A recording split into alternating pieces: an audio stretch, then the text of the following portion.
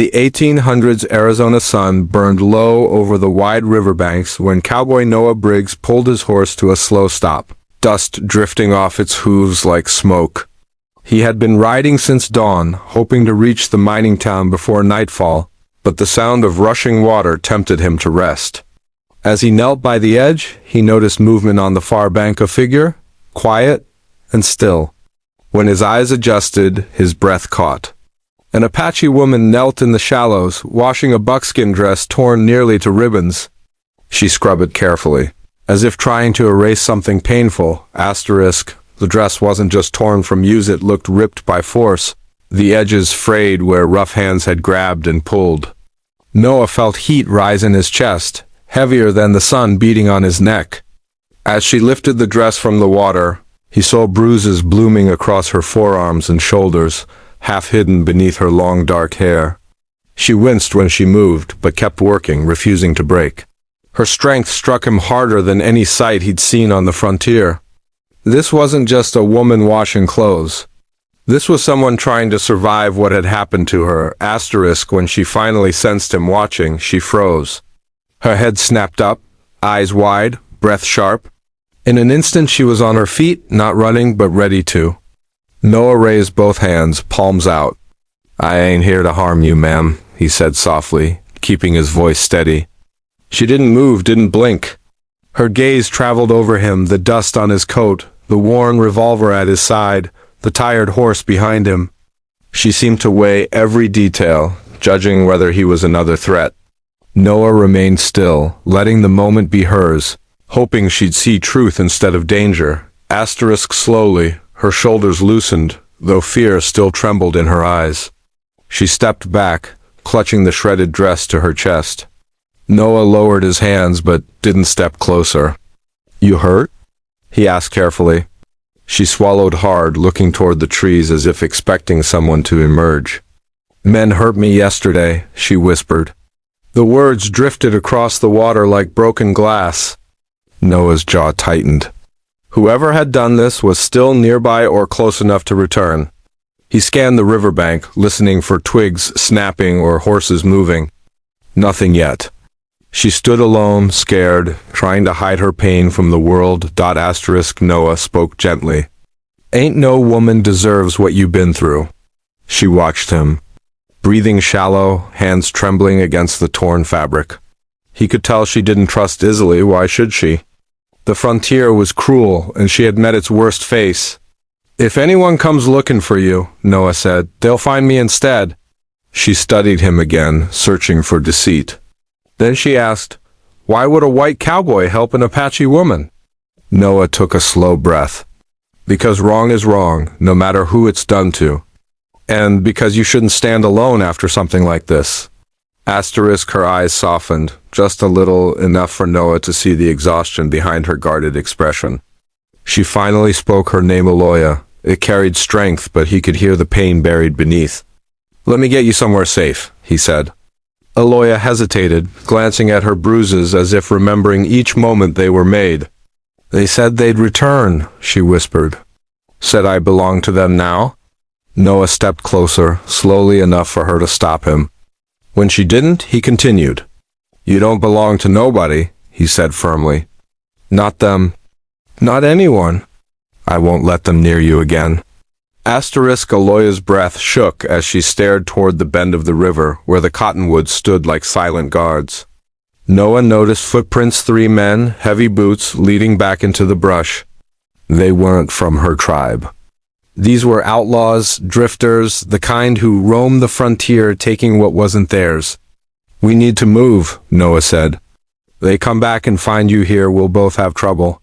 She nodded slowly. Her legs wobbled when she tried to step forward, so Noah offered his arm. She didn't take it at first, but when her balance faltered, she finally rested her hand on him gently. Noah guided her across the shallow water, his horse following behind. Aloya winced each time her feet touched the stones, but she never complained. The way she carried herself, hurt yet unbroken, struck him deeply. When they reached the bank, she stared at his horse nervously. "I won't make you ride if it hurts," Noah said. "We can walk." but the distant echo of a crow call made Aloya tense.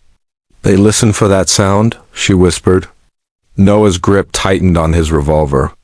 "Then we ride," he said. He helped her into the saddle, careful not to touch the bruised areas on her arms. Once she settled, he climbed onto the horse behind her, keeping enough distance not to frighten her. Aloya held the saddle horn tightly, breathing through the pain. "You ready?" Noah asked. She nodded, though her voice trembled. "Yes." He nudged the horse into motion, heading toward the rocky hills where he knew an old hunter's cabin stood abandoned. As they rode, Aloya spoke quietly, haltingly. "They came at night. I was gathering herbs. They wanted me to go with them. I refused." Noah listened, anger building with each word. "They won't touch you again," he said. "Not while I breathe." By the time they reached the cabin, the sky burned orange and shadows stretched long across the land. Noah helped Aloya down and guided her inside. The small wooden room smelled of dust and old smoke, but it was safe. She sat on a blanket he spread on the floor, clutching the tattered dress in her lap. Her eyes finally met his, full of pain, fear, and something fragile trust. "Thank you," she whispered. Noah removed his hat, kneeling beside her. "You're safe now," he said gently. "I'll stand watch tonight." And deep down, he knew he wouldn't let anything take her again. Branches snapped like bones in the silence, warning Noah before he even saw the shadows. He pulled Naya behind a fallen log, his voice low but steady. "Stay down and don't move." Her breath hitched as 3 outlaws rode in, their horses snorting steam into the cooling air. They were the same men who had torn her dress, the same who promised to return. Their laughter stung the air cruel, sure of their power. Noah rose from behind the log, revolver drawn but steady. He didn't shout. He didn't threaten. He simply said, "You'll leave her be." The world held its breath. The largest outlaw tightened his grip on his reins, sneering. "Look what we got here. A cowboy protecting Apache scraps?" Another spat into the dirt. "Move aside, boy. She belongs to us." Noah felt heat flare in his chest, but his voice stayed calm. "She belongs to herself. Now ride on?" The outlaw's grin faded. "You ain't giving orders." His hand drifted toward his gun, slow, but not slow enough. Noah fired once, a clean, controlled shot that hit the outlaw's boot and sent him tumbling into the dirt. The other 2 panicked, whipping their horses into the trees. The wounded outlaw scrambled to his feet, clutching his ankle. For a moment, Noah thought he might draw anyway, but the man saw something in Noah's eyes, unyielding, ready, unafraid. He limped backward, cursing under his breath, then climbed onto his horse and fled after the others. Their hoofbeats faded into the thickening twilight. Only then did Noah lower his gun.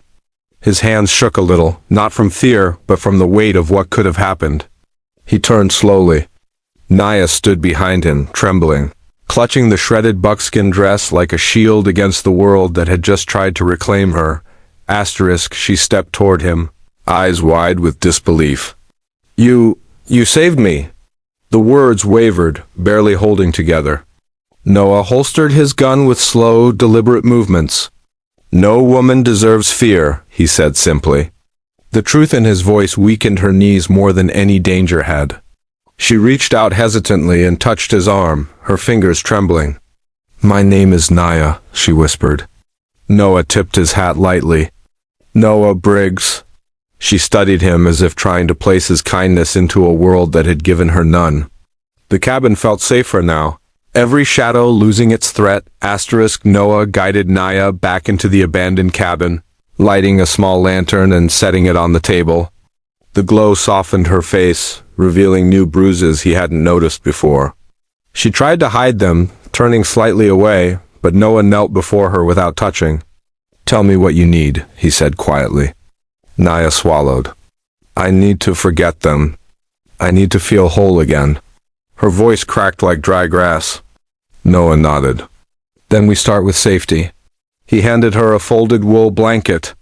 She wrapped it around herself like armor. Drawing a shaky breath as warmth returned, asterisk as the night deepened, Naya finally found words for her story. She belonged to a peaceful band who harvested roots near the river. The outlaws ambushed her while she gathered medicine plants. They dragged her away, tied her hands, tore her dress. She escaped only because they were too drunk to chase her farther.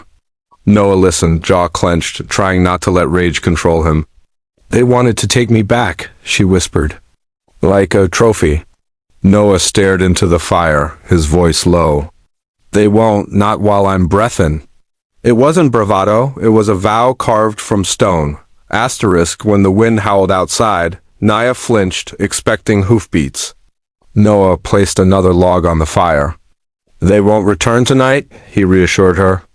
"They're cowards, not fighters." She studied him in silence, noticing something new, gentleness beneath the grit, strength without cruelty. "Why help me?" she asked again, softer this time. Noah didn't think long. "My ma raised me to stand between harm and the innocent. And you—" His voice trailed off. "You didn't deserve any of this." Naya lowered her gaze, tears glistening but not falling. In a world that had torn her dignity, his words stitched something back together. Asterisk, Naya shifted closer to the fire, feeling warmth seep into her bones.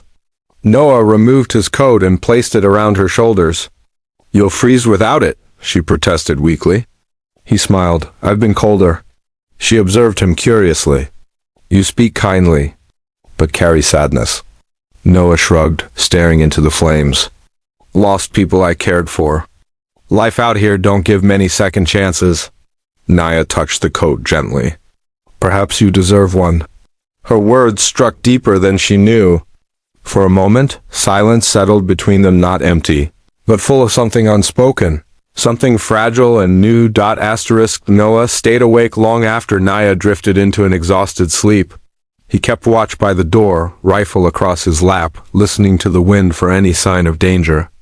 Each time she shifted or whimpered softly, he felt his resolve strengthen. By dawn, pale light filtered into the cabin. Naya stirred, eyes opening slowly.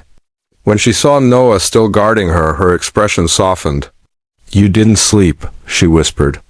"Didn't plan to," he replied. She stood carefully, wrapping the blanket tight.